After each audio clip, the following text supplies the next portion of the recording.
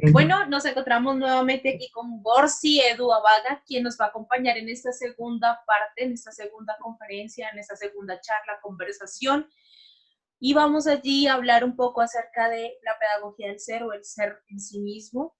Y quiero empezar por preguntarte cómo concibes la palabra, porque creo que lo primero que nos identifica a nosotros es el nombre.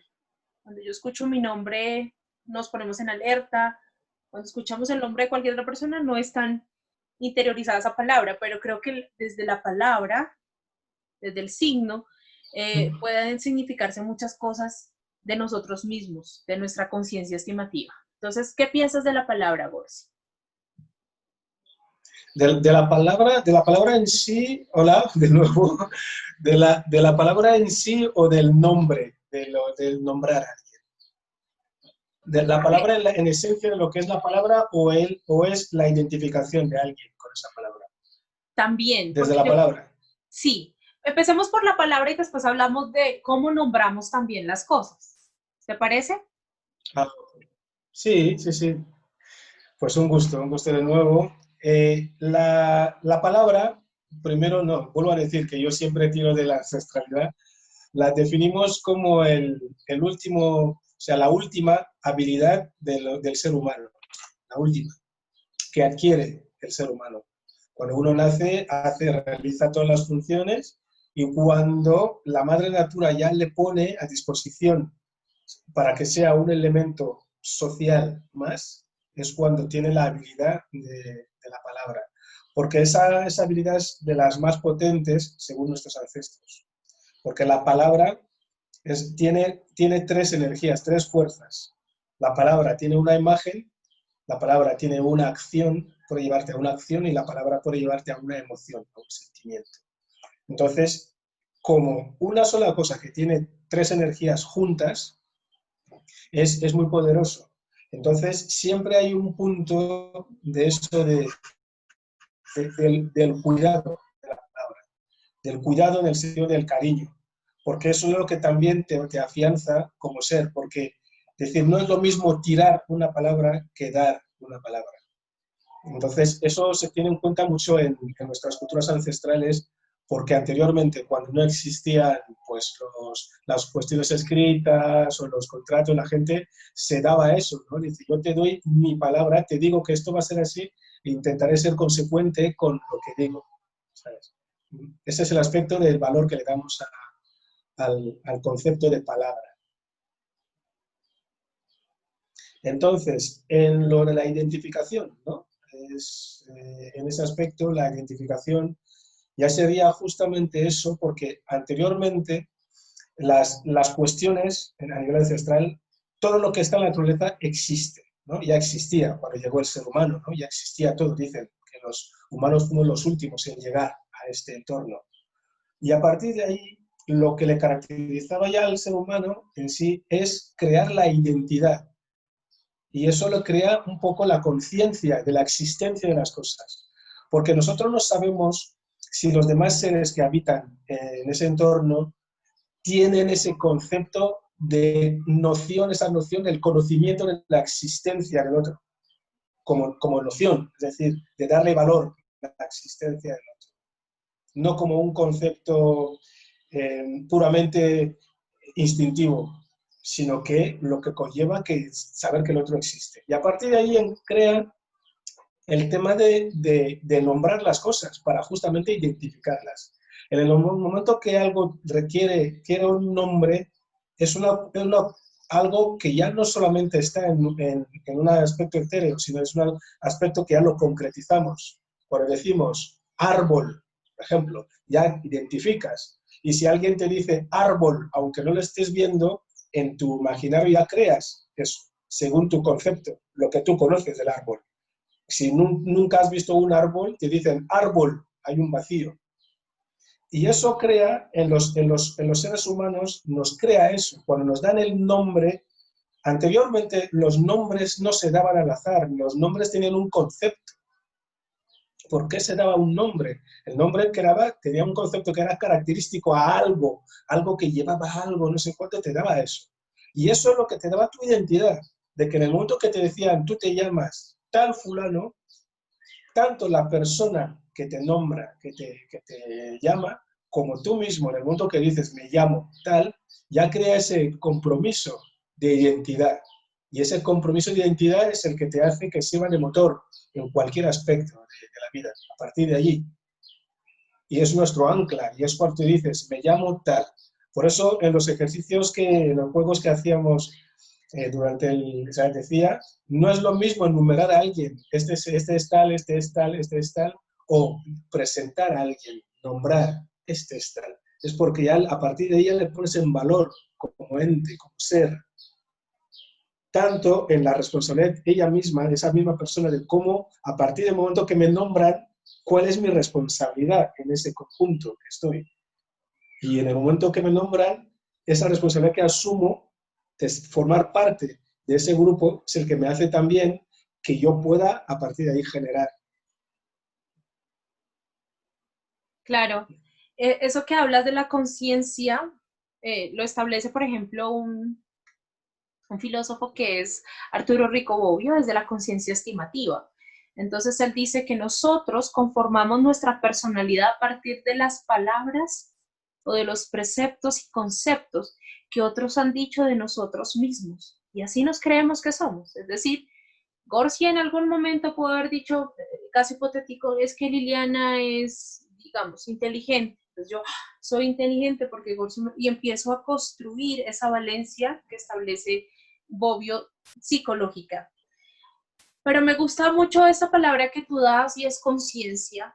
Él la define como darse cuenta de que me doy cuenta, ¿cierto? Conciencia es darse cuenta de algo, darse cuenta que me acabo de dar cuenta de algo. Y yo creo que es importante entender también que muchas veces no nos damos cuenta de cosas de nosotros. Y es a partir de ese intercambio con el otro que puedo generar un análisis. ¿Cómo podríamos darnos cuenta de que nos damos cuenta de nosotros mismos? Es decir, ¿cómo has experimentado tú ese darse cuenta, ese ejercicio de conciencia estimativa?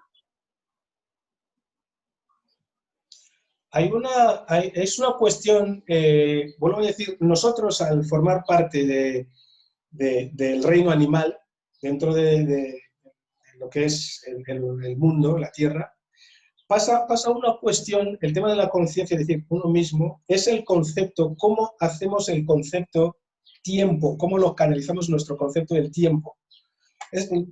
Quiero decir, en el momento que uno, por eso digo que las cuestiones de la vida, nuestros ancestros dicen que son cíclicas, son cíclicas. Y una de las cuestiones que hacen que las culturas, la ancestralidad tuviera ese poder potente, era la cuestión de la repetición, el factor de la repetición.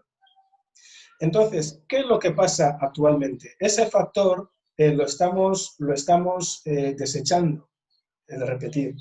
Por eso te vas a dar cuenta que nuestro tiempo actual es un tiempo lineal, no es un tiempo circular. Es decir, no vale lo que hice ayer, quiero hacer más hoy, quiero hacer no sé cuánto, es como hacia pum. Entonces, si los conceptos, si el tiempo es lineal, si lo vemos como algo lineal que va hacia un lado, difícilmente tendremos tiempo para parar a pensar en nosotros.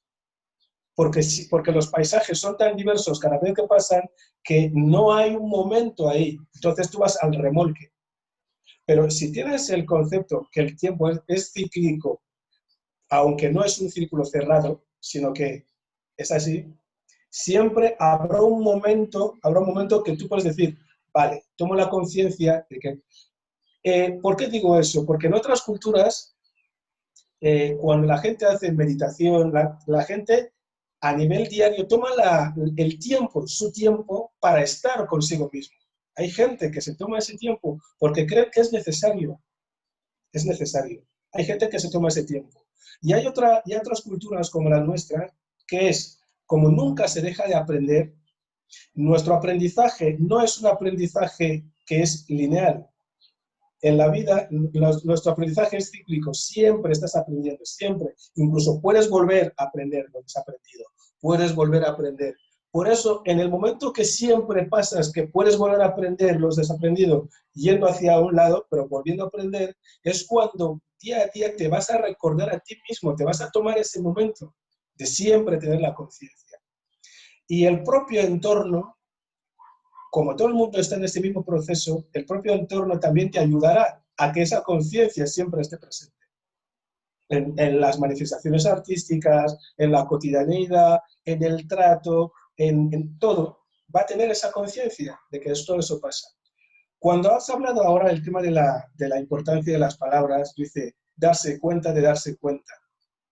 Es muy importante eso, porque nuestros ancestros sí tenían la certeza o tenían la fe, la creencia de que las palabras tenían poder, tanto que a día de hoy sigue pasando, que a los niños chiquitines, sus papás, tanto su papá como su mamá, los abuelos no les permitían que su papá o su mamá pudiesen decir algo negativo hacia su hijo. Siempre los abuelos decían, para cuidar a un niño, a un menor, nunca le muestres el 100%. Cuando está haciendo algo, porque los niños hacen la cosa inconscientemente, y luego nosotros somos los que calificamos que esto está mal, esto está bien, porque hay una edad en la que ellos hacen las cosas, porque descubren el mundo. Entonces siempre los mayores decían, nunca permitas que tu capacidad de aguante llegue al límite para hablar a tu hijo. Habla con él cuando tu capacidad de aguante todavía está en la mitad, porque es cuando realmente vas a hablarle desde esa conciencia, de decir, las palabras que te voy a decir eso, te voy a decir eso, te voy a decir eso. Pero nunca dejes, porque en el momento que tu capacidad de aguante ya está en el 100%, lo que vas a soltar ahí te vas a desahogar. Y desahogar no es hablar a alguien. Desahogar es soltar cuando tú ya no puedes más. Entonces decía, ¿por qué te enfadas siempre con tu hijo? No te enfades con tu hijo. Los mayores decían, nunca te enfades con tu hijo, no te puedes enfadar. No le muestres el 100%, no le muestres la fragilidad, porque tú eres su escudo. Los niños en alguna etapa de sus vidas, sus papás son super personas. Es decir, si yo estoy en los brazos de mi mamá, no me puede pasar nada. Entonces, no rompas esa fragilidad, no la rompas, porque la rompes si estás al límite. Es cuando, ¿por qué haces eso? No sé cuándo. Estás, wow. Ellos decían eso, que siempre intenta trabajar, hablar, cuando tu capacidad de aguante está todavía en el 50%. Porque ellos concebían la importancia de la palabra. Porque eso mismo que tú le dices, estate así, ponte aquí, repíteselo las veces que haga falta, porque necesita esa repetición. Y esa repetición es la que a nosotros también nos ayuda diariamente. ¿Por qué todos los días nosotros conservamos las costumbres? Las conservamos. Lo que pasa es que las cosificamos. Cuando decimos buenos días, es una bella oración, es una bella expresión decir a alguien, buenos días, tenga buenos días. Pero si esa rutina de decirlo todos los días, en vez de trabajar desde la repetición, trabajamos desde así, llega un momento que los buenos días ya es una rutina, ya es una cosificación de una expresión. Buenos días, hasta luego. Pero en el momento que si tenemos nosotros, tomamos la conciencia de la importancia de nuestras palabras, aunque sea una micra de segundo, no es una cuestión de tiempo, eso está ahí. En el momento que tú lo usas en tu vida cotidiana, en tu vida diaria, te estás a ti mismo construyendo como ser a la vez que estás irradiando eso alrededor. Pero desde la propia conciencia, que eso tiene que ser, lo tengo que tomar. Nosotros somos lo que consumimos. Me gustan dos palabras que acabas de decir, bueno, tres realmente. Una es tirar una palabra, porque creo que las complejidades del ser humano también están todo el tiempo en sus relaciones, en las relaciones de pareja, en las relaciones del trabajo, en las relaciones del grupo creativo, ¿cierto? Todo el tiempo tenemos relaciones y hay complejidades y hay momentos en los que no entendemos al otro, en que lo queremos mandar por la puerta la primera vez que diga algo. Y yo pienso que esto está como en esta tensión también, o en esta realidad de tirar o dar la palabra, de cómo puedo también hacer que el otro entienda, a partir, por ejemplo, de un buenos días, que yo estoy ahí Sí, presente para él y que él está presente para mí. sí. Y siento que esta palabra también de cosificación nos da muchas luces en la construcción de las relaciones humanas y del teatro, ¿no? Que si yo estoy en una obra de teatro, estoy en una escena, yo no voy a tirarte la palabra, te estoy dando la palabra con una potencia o con una espiritualidad, por decirlo así, que logra afectar al espectador, ¿cierto? Y entonces ahí ya las palabras no se vuelven una retahíla, que es lo que a veces uno siente en algunas obras, por ejemplo, que la palabra es un montón de cosas, pero ¿qué me estás diciendo más allá de un trabalengua? Y es cuando quizás todo el tiempo estamos cosificando eso que estamos viviendo. Entonces yo creería que mi próxima pregunta es, ¿a partir de qué ejercicios tú has permitido o has posibilitado que el otro se encuentre contigo? Por ejemplo, en este problema de las relaciones humanas. ¿Cómo haces para solventar esas relaciones humanas? Como para decirle al otro, estoy aquí y me disgusta. Ya lo hablaste desde tu hijo, pero ¿cómo has hecho, por ejemplo, en tu trabajo? Que ahorita más adelante quiero retomar algo que decías en la conferencia pasada, la primera, que era que nunca sentiste en un proceso que estabas en un trabajo, y eso me parece importantísimo, que estabas trabajando, sino que te llegaba el cheque y tú, cierto que me pagan por hacer esto tan bacán, ¿cierto? Entonces, la primera pregunta es sobre todo, ¿cómo haces para solventar esas bifurcaciones que se generan en las relaciones humanas con adultos? Volviendo al tema que estoy reflexionando contigo y con ustedes, ¿no? Con la gente, que cuando terminemos esta conversación, esta entrevista, esta charla, si la gente sale con más dudas, mejor. Mejor que salgan con más dudas a que salgan con más respuestas, ¿no? Si salen con más dudas es porque hay una capacidad de ahí de seguir trabajando. ¿Cómo trabajo el proceso, ¿no? Del otro? Has dicho una cosa ahí importante, ¿no? A veces que no conoces al otro, ¿no? Y la relación que no conoces. Pero ¿cómo vamos a conocer al otro si ni siquiera nos conocemos a nosotros mismos? O sea, los ancestros dicen eso, que diariamente, ellos decían que cada vez que dormimos, lo que decían ellos, los ancestros, cada vez que dormimos, nos morimos. Y cuando uno se despierta, vuelve a nacer. No resucitamos, volvemos a nacer. ¿Por qué dicen que nos morimos? Porque ellos entendían que el proceso de despertar, a no ser que uno tenga un despertador, dicen que es un concepto mágico, porque cuando uno se duerme no sabe si va a despertar, no lo sabe. Entonces ellos decían, cuando nos dormimos, nos morimos, y cuando nos despertamos, volvemos a nacer. Volvemos a nacer en el sentido de constante aprendizaje, nos descubrimos diariamente nosotros mismos. Si ese proceso ya es tan complejo, el de descubrirse a uno mismo todos los días, ¿cuánto más cuando ya hay otra persona que tiene el mismo proceso? Entonces, la cuestión es que descubrirse, hay dos procesos ahí, descubrirte a uno mismo cada día y descubrir a la otra persona día a día, y os descubrís mutuamente. Y eso es un concepto que hay que cuidar. Cuidar, vuelvo a decir, que no es de cuidar de miedo, sino de cuidar de cómo lo elaboras. Ellos entendían, los ancestros, el trabajo de las relaciones humanas como cuando enciendes un fuego. Cuando enciendes un fuego, hay un mecanismo que prende una mecha. En el momento que esa mecha se prende, de ti depende que ese fuego no se apague. Y diariamente, tú ves, a veces la llama está así, otras veces está así, otra vez está candente y tal, y la vida funciona así. Y si nosotros no nos tomamos ese tiempo de mimar ese fuego, de cuidarlo, pasan eso en los procesos. ¿Qué ejercicios o qué juegos utilizo yo en ese concepto del otro? Uno de los juegos era el Bobby, que es un juego en el que dice que empezamos a crear nuestro mundo en el momento que tenemos la conciencia de que el otro también existe. Es cuando le nombras al otro y el otro te nombra. le nombras al otro y el otro te nombra. Eso ya te crea eso. Y eso ayuda también en lo que hablabas, que en otra entrevista dije eso de cómo creamos las relaciones humanas. Si creamos las relaciones humanas desde el concepto de que todos nos necesitamos, los unos a los otros, nos necesitamos, a partir de ahí se empiezan a crear procesos de la conciencia de que el otro existe.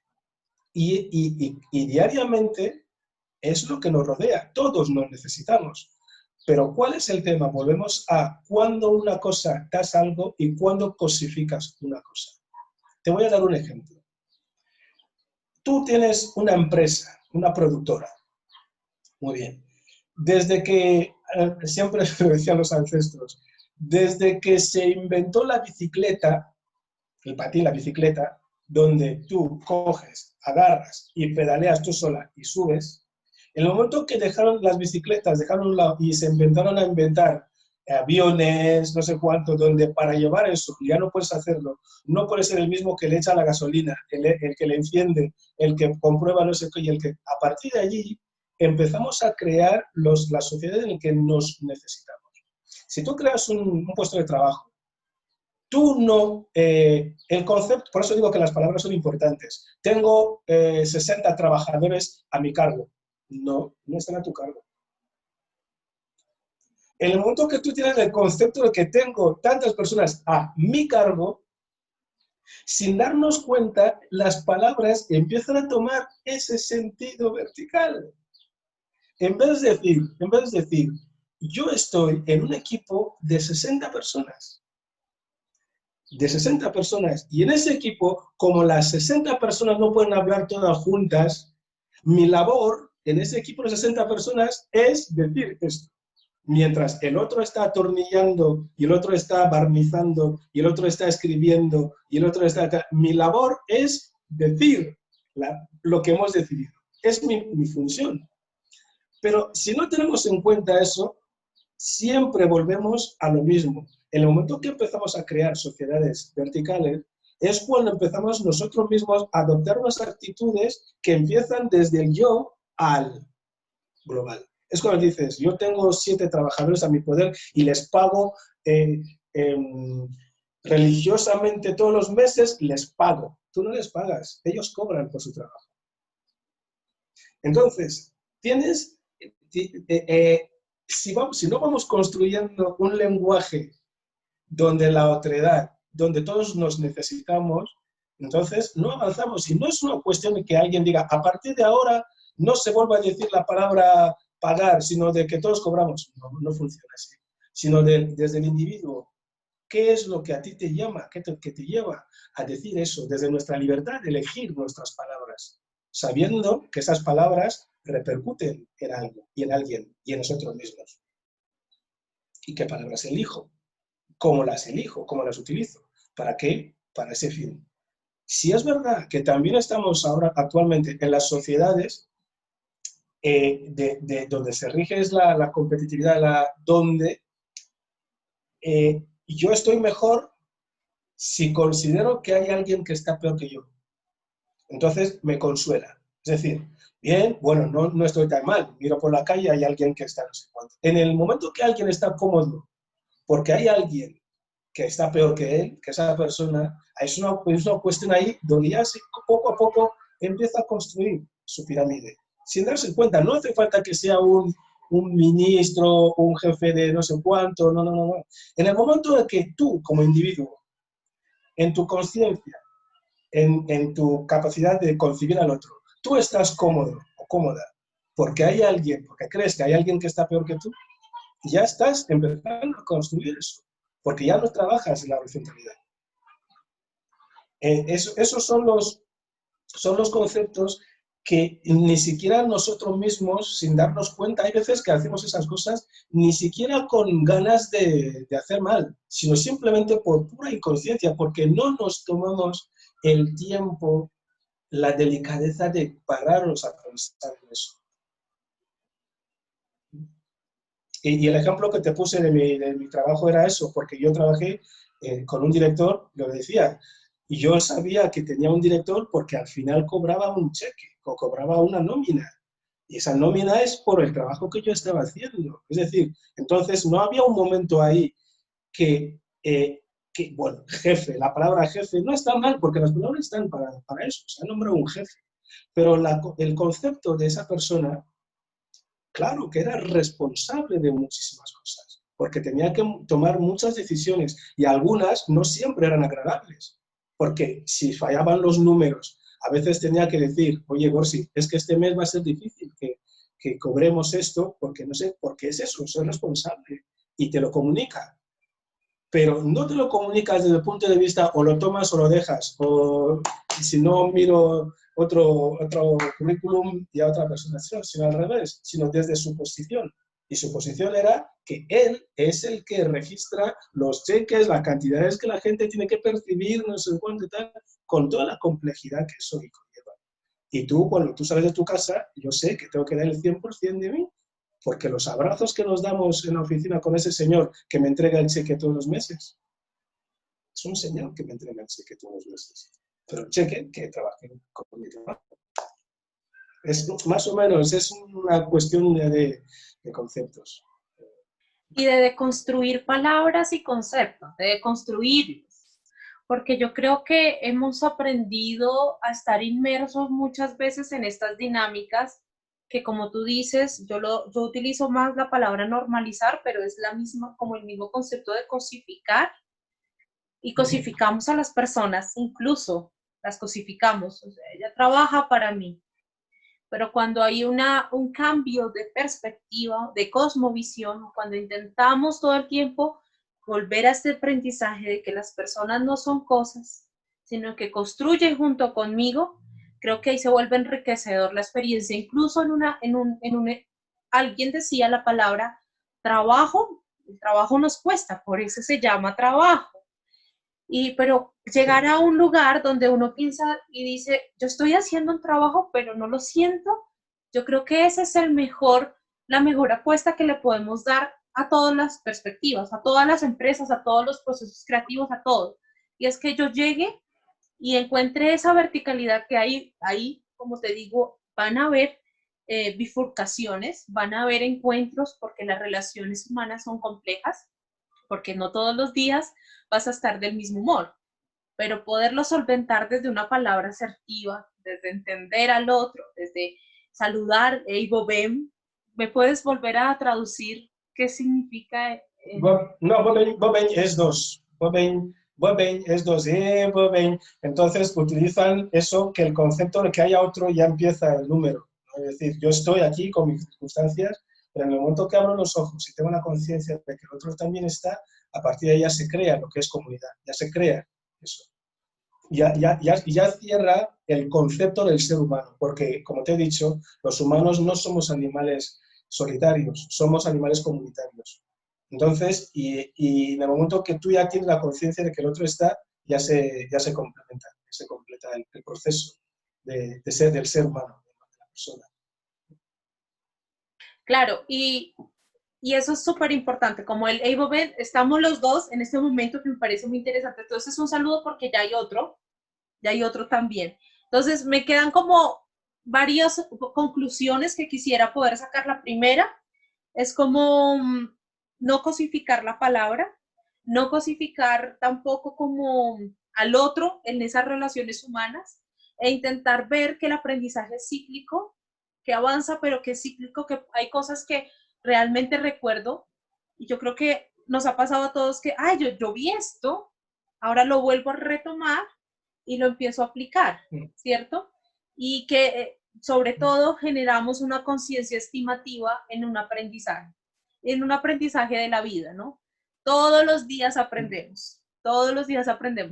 Y no hay niño, no hay persona que no aprenda algo nuevo en un día. Entonces es importante entender también, yo a veces le decía a mis estudiantes, por si me parecía muy interesante esto, cada vez que acabe algo que hagas en tu vida, una clase, un día, pregúntate qué aprendiste. ¿Qué aprendiste? Porque creo que ese ejercicio hace didáctico, pero también hace dinámico el proceso de darse cuenta de entender esa conciencia Sí. estimativa. Y como última pregunta, bueno, yo creo que serían casi 2 preguntas, porque hay algo que yo trabajo en mi tesis de maestría que es la crisálida y es como el análisis de la experiencia. A partir de varios sucesos fuertes en mi vida, yo me doy cuenta, me caigo en conciencia, que es importante analizar esas experiencias y no creer que simplemente pasaron y hacer que no pasaron. Es decir, me dolieron tanto que como que no voy a mirar, no voy a remirar sobre eso, sino... Y me di cuenta que no funcionaba así, que lo importante era lo hice a partir de la creación, atravesarlas. A partir no sé, de la autoetnografía, del relato, del retrato, las atravesé y a partir de eso, digamos que generé muchas conclusiones importantísimas para mi vida. En ese orden de ideas, quisiera saber si tú haces ese ejercicio de generar una segunda mirada, es la palabra, una segunda mirada sobre la experiencia para aprender. Porque a veces nosotros creemos que solamente basta con vivirla, pero yo creo que es importante ponerla al frente y decir, ¿por qué me dolió? ¿Qué fue lo que pasó? Que es como tú dices, ah, el error está ahí, ¿no? Como cuando uno descubre el error, uno dice, el error está ahí y puedo aprender de eso. Entonces, ¿cómo vives esas experiencias, sobre todo cuando no son tan gratificantes? Bueno, yo creo que Occidente ve la muerte mucho como desde el drama también, no la ven todos los palenqueros aquí en Colombia, hacen fiesta cuando se muere una persona, ¿no?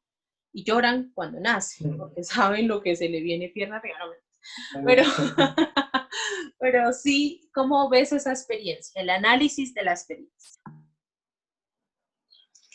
Yo, desde la observación, has hecho una cosa muy, muy importante que es, justamente por eso le llamamos la experiencia, sirve de eso, es un trance que has pasado, ya está. Y como el mundo es cíclico, pasa una cosa, es que nosotros, en el momento que tú le quieras, porque pasa una cosa que sin darnos cuenta siempre intentamos dividir lo que es la cabeza y lo que es el resto del cuerpo, ¿no? La mente, todo el mundo dice cuerpo, mente, cuerpo, mente, cuerpo, mente. Y digo, vale, yo hablo castellano, pero yo tengo mi propia lengua. Y yo siempre digo, en vez de mente, ¿por qué no decimos mi ente? En vez de que la palabra mente nos lleve a la cabeza, ¿por qué no decimos en vez de mi ente, decir mi ente, mi ser? ¿Por qué no entramos en la cuestión de ser mi ente? Ese soy yo. Entonces, ¿qué pasa? Muchas veces los mecanismos fisiológicos de los humanos son mecanismos que la propia madre natura nos ha dado para no ser destructivos, autodestructivos, ni ser dañinos para otros. Los propios mecanismos. Está la capacidad de olvidar, la capacidad más que olvidar, de recordar, de ver algo desde la distancia. Porque si no tuviéramos esa capacidad, lo que genera un hecho traumático sería tan fuerte que nos mataría, que nos destruiría físicamente. Por eso te haces una herida hoy, una herida física, y con el tiempo se cura la herida, pero está la cicatriz. Y cuando tú miras la cicatriz, es la evidencia de lo que fue. Pero esa cicatriz está porque es la evidencia de lo que fue. Y lo que permite, ¿por qué se queda la cicatriz? La cicatriz se queda para que tu ente sea capaz de recordarlo sin rencor. De ver que eso ocurrió en mi vida. De no decir, no ocurrió, porque si desapareciesen las cicatrices, las cosas dirían, pues no existió, ya está. Sí que existió. Y existió para que aprendieras de algo. Por eso nuestros mayores, en el momento, dicen la capacidad de contar historias. ¿Por qué veneramos cuando contamos historias? Contar historias es una bendición, porque contar historias significa que todavía estás vivo.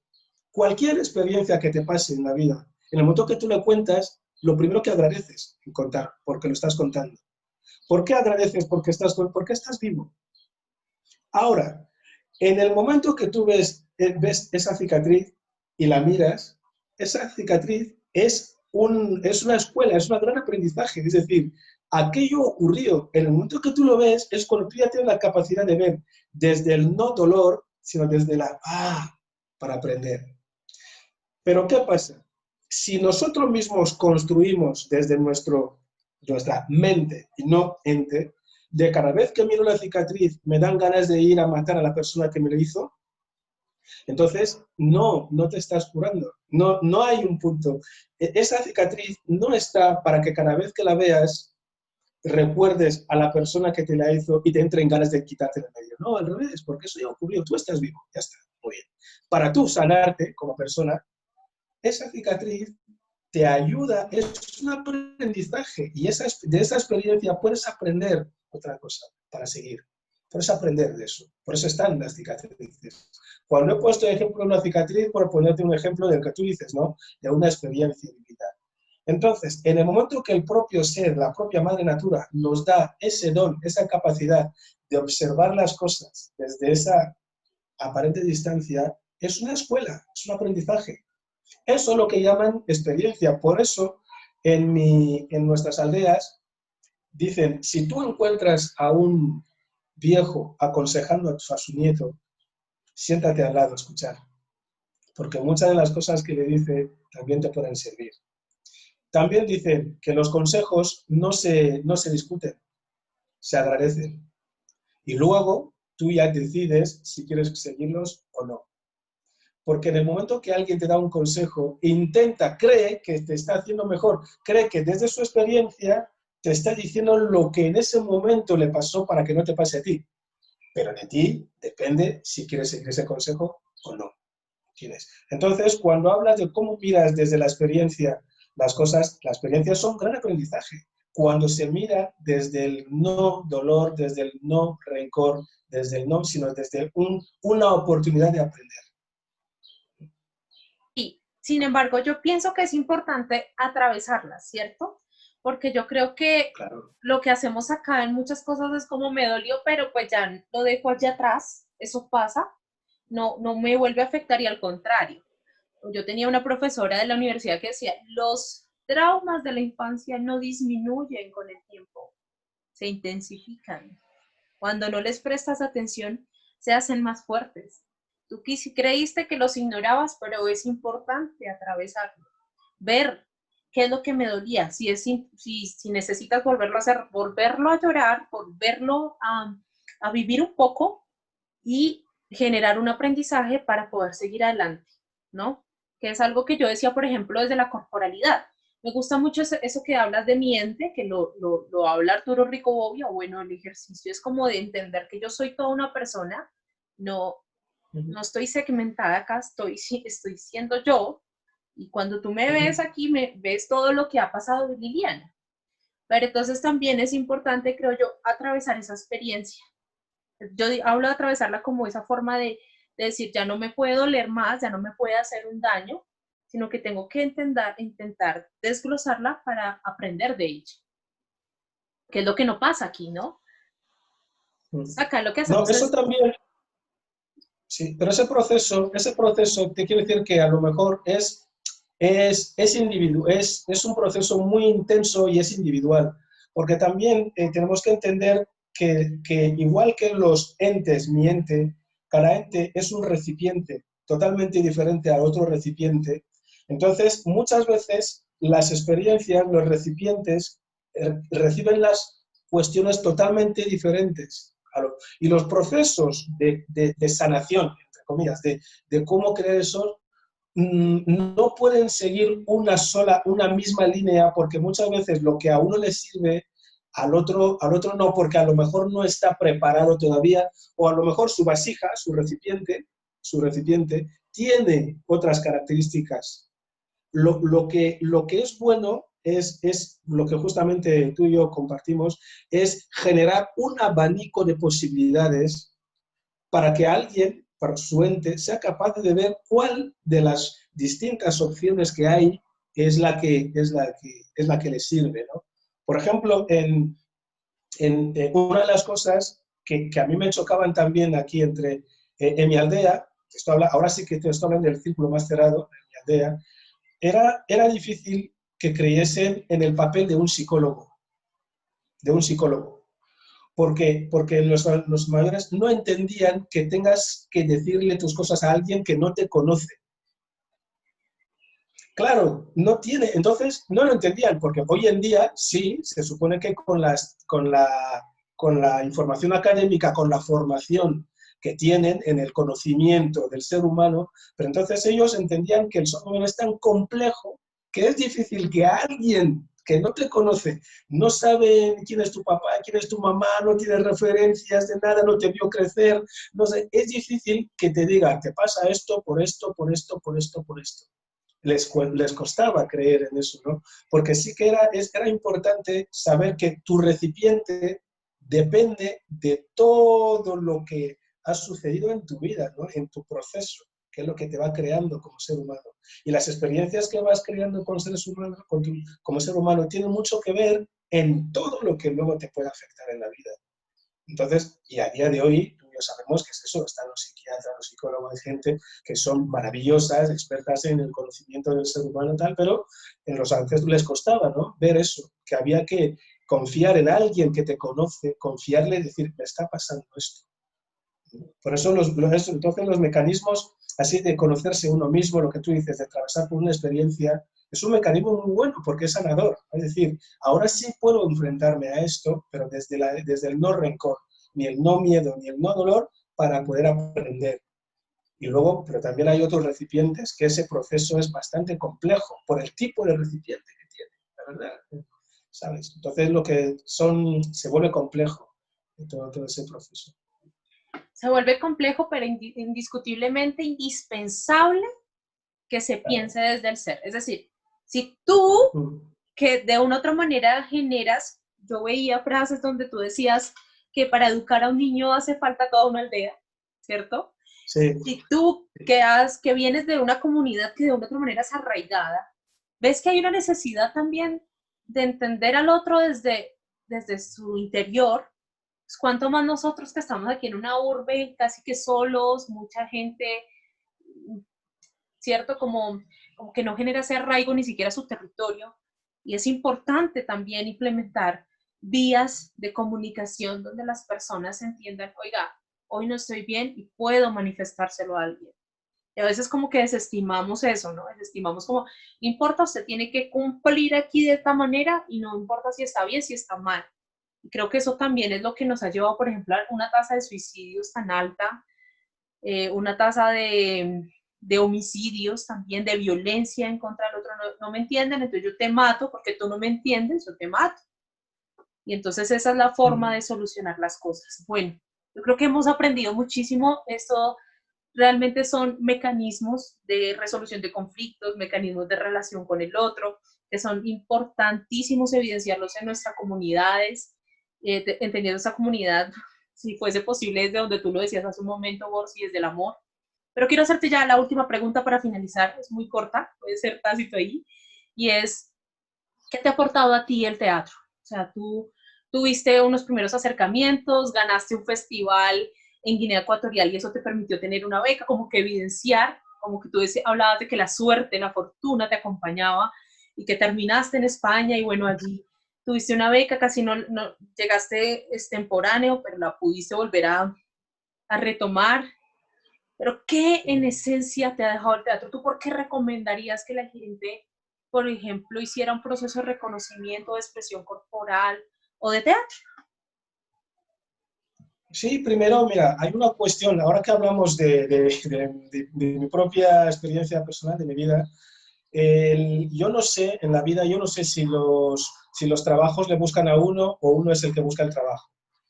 Lo único que sé es que yo cuando era joven yo quería estudiar medicina, quería ser médico, de hecho, eso tenía clarísimo, que quería, terminé los estudios secundarios y tal, entonces había que tener una beca para estudiar fuera, para estudiar medicina fuera. Y me dio por el teatro. Y no me arrepiento porque creo que las ganas que yo tenía yo, mi propia esencia como persona, lo que quería era hacer ayudar a hacer que alguien en algún momento se sintiese mejor, ¿no? Si a alguien le dolía la barriga, pues le daba una no sé cuánto y tal, y se sanaba. Y lo que he descubierto con las artes, con la cultura, con las artes escénicas y con el teatro, es exactamente lo mismo. Te quiero decir que los conceptos que estoy experimentando como actor y como de todos estos procesos de creación y los procesos de educación, porque los procesos que estoy haciendo ahora, tienen la misma esencia que yo andaba buscando cuando yo quería estudiar medicina. Es decir, cuando alguien es capaz de mirarte a los ojos y decirte gracias, pero esas gracias sinceras, decir, wow, y termina una obra de teatro, el percusionista o cualquier cuestión, o cualquier entrenamiento que hago con los chicos, cualquier encuentro, y que alguien te abrace y sientes ese abrazo sincero, eso ya es. Porque lo que a mí me aporta como actor, aparte de crear pues, en un momento una ilusión o trabajar la ficción o tal, pero si no se hace desde la verdad de uno, esa verdad no llega, porque una de las magias del teatro es esa capacidad de empatizar con el público, del otro. Porque la gente va al teatro justamente para buscar eso, para tocar esas emociones, para tocar esos sentimientos, para tocar esas cosas que en la vida cotidiana, a lo mejor por su tipo de trabajo, por su situación, por tal, no acaba, no encuentra eso. Y eso se encuentra a través de esa hora y media, esas 2 horas, lo que estás allí. Y a nivel personal, eso es lo que andaba buscando, porque mi proceso actual, aparte de ser actor, interpretar personajes y tal, estoy trabajando, estoy viendo que estoy abriendo otros caminos en pedagogía, a nivel pedagógico, para trabajar justamente esa parte que yo quería, que ya no era la medicina convencional, sino justamente volver a trabajar en otro, cómo podía generar, ¿no? Desde mi posición.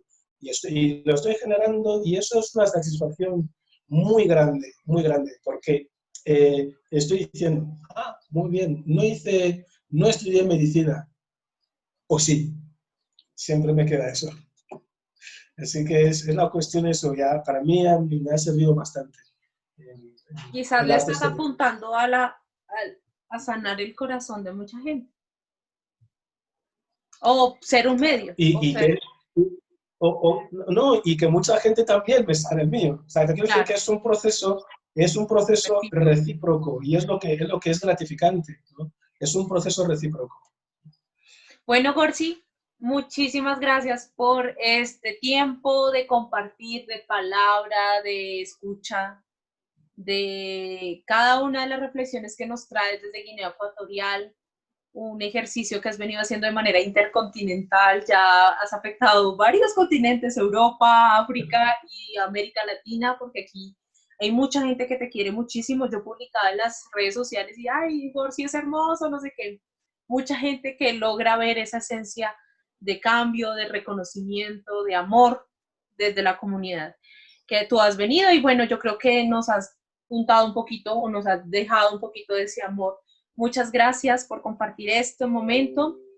A ustedes, las personas que vean este video, los invito a que por favor no dejen de seguir a Gorsi en las redes sociales de él, a que vean cómo él empezó a hacer un proceso del balcón para el mundo. Ya España, digamos que ha culminado un poco este proceso de la cuarentena, ya las personas están saliendo de manera escalofronada, nos explicaba Gorsi. Sin embargo, siempre ha desarrollado procesos sociales que de una u otra manera piensan y respetan al otro. Entonces, Gorsi, muchísimas gracias.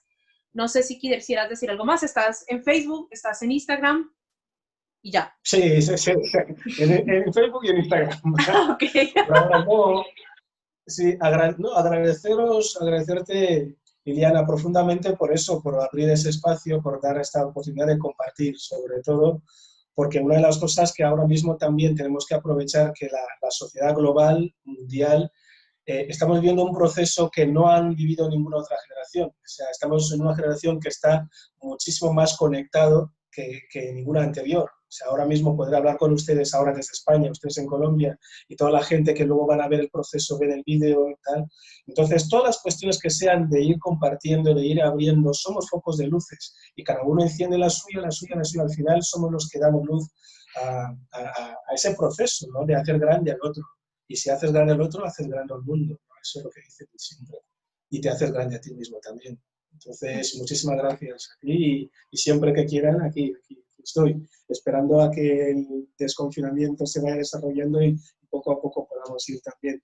Y si no, pues habrá que adaptarse también a las cuestiones que sean.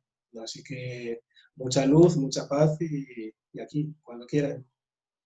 Vale, muchas gracias y a ustedes gracias por seguirnos. Por favor, no se pierdan otras personas que quizás nos permita esta cuarentena seguir invitando. Muchas gracias a todos. Feliz día y feliz vida. Eso.